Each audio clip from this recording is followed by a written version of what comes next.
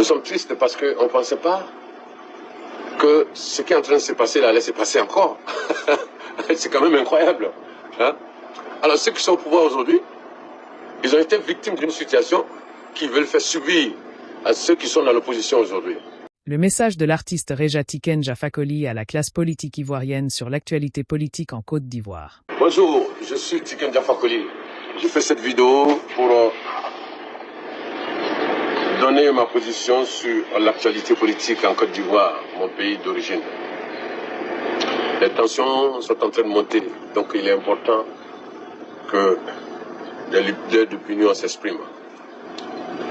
Je pense que nous sommes plusieurs Ivoiriens à être tristes. Nous sommes tristes parce qu'on ne pensait pas que ce qui est en train de se passer là allait se passer encore. C'est quand même incroyable. Hein?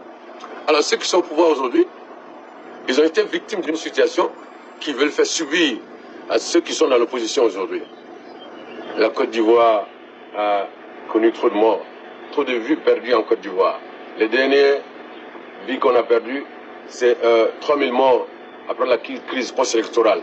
Et même en 2020, nous avons eu des morts toujours à cause des hommes politiques, des morts toujours à cause des décisions prises.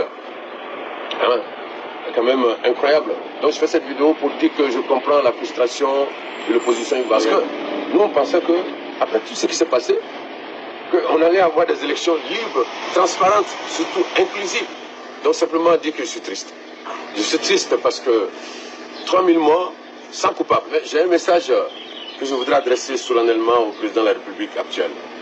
Je pense que si le président Laurent Gbagbo n'est pas candidat, et qu'il est important que lui-même ne soit pas candidat, parce que cela nous permettra d'entamer un processus de renouvellement de la classe politique. Voilà. Et puis en 2030, on espère, si nous les Ivoiriens on se lève pour défendre, parce que c'est le peuple qui doit dicter les lois aux hommes politiques.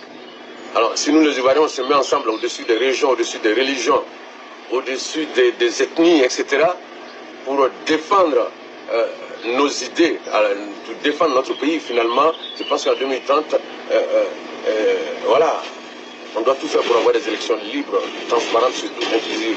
C'est-à-dire avoir toute cette nouvelle génération présidentiable candidatée, et puis laisser les Ivoiriens choisir. Voilà un peu ma position, c'est voilà, une élection inclusive, équitable, libre, transparente. Rastafari.